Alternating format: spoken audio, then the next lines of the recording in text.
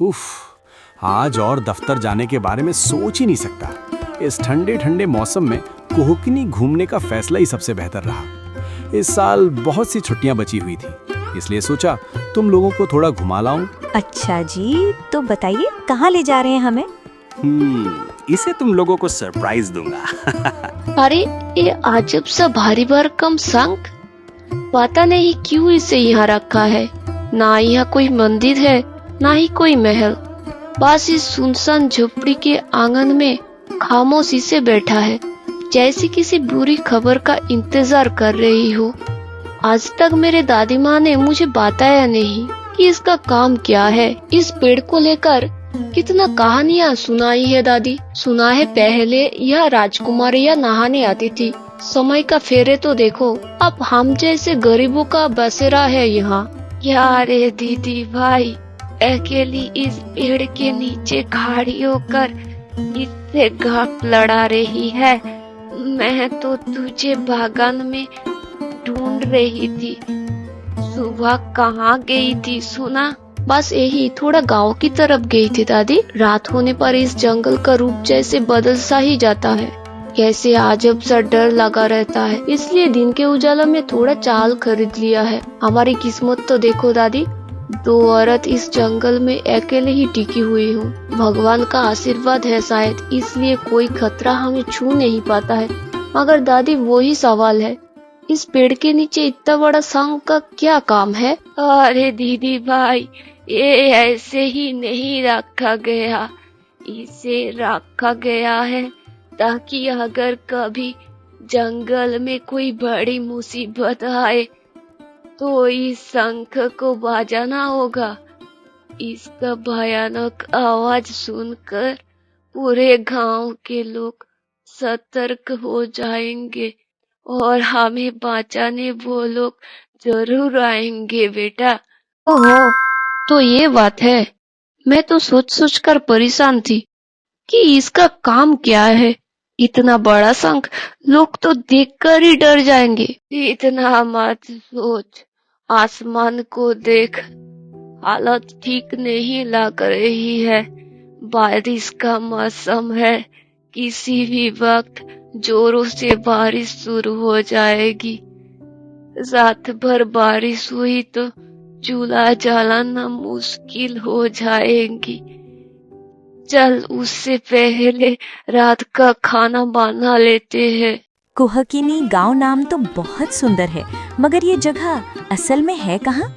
वो जो सामने विशाल जंगल देख रही हो ना, उसका नाम है मायापुर। इस जंगल को पार करते ही कोहकिनी गांव आ जाएगा। पहाड़ों की गोद में बसा वो गांव इस बारिश में बिल्कुल मनमोहक हो जाता है। ओ पापा, क्या हम सारा रास्ता इसी बैलगाड़ी में जाएंगे? मैंने तो इससे पहले कभी इस पर सवारी नहीं की। क्या मजा आएगा। हाँ रे बेटा, तेरी जिद पूरी करने के लिए ही तो ये इंतजार किया है। मगर आसमान कुछ ठीक नहीं लग रहा।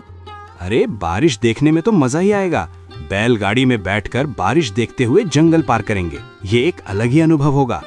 ओ वही कोहिनी गांव चलेंगे क्या? अगर सही वरा देंगे तो जरूर जाएंगे। एले बेटा, थोड़ा खा ले, अभी पहुंचने में वक्त लगेगा।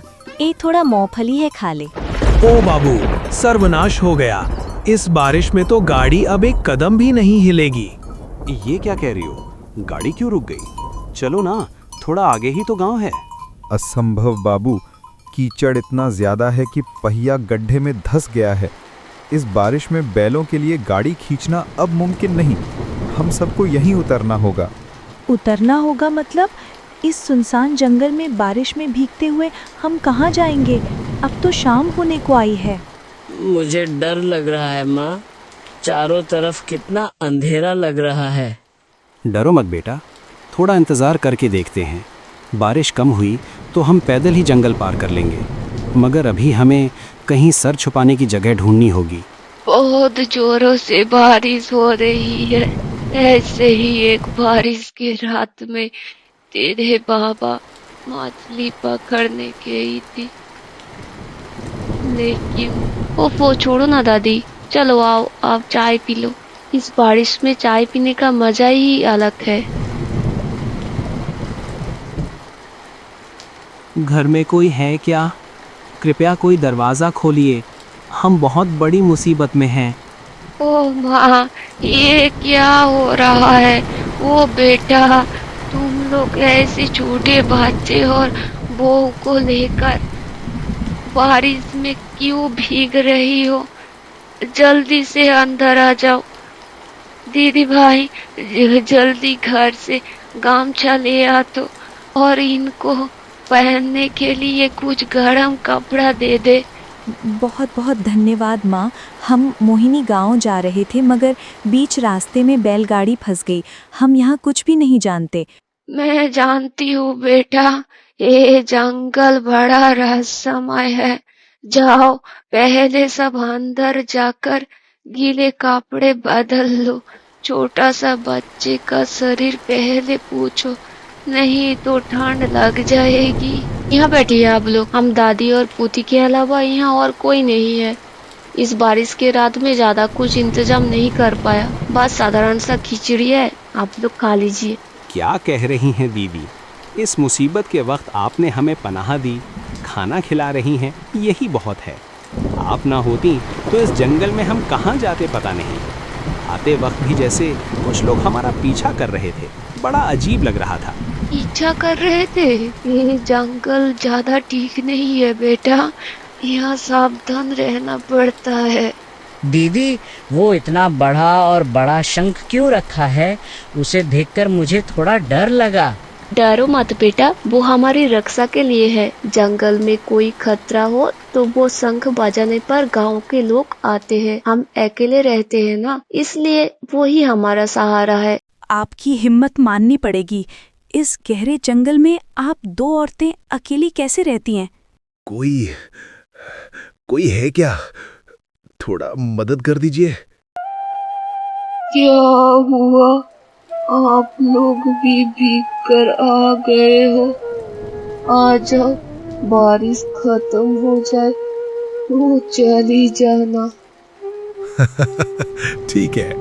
आए चंगू मंगू, बांध लो सबको। और इस बुढ़िया को बांधने की जरूरत नहीं है, इसे देखकर ही लगता है कि ये कल ही मर जाएगी।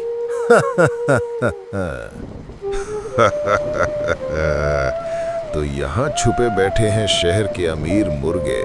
क्यों बे, लगा था जंगल में बच जाओगे? निकालो जो कुछ भी है, वरना आज कोई नहीं बचेगा। सरदार, आसमान फट गया है जैसे।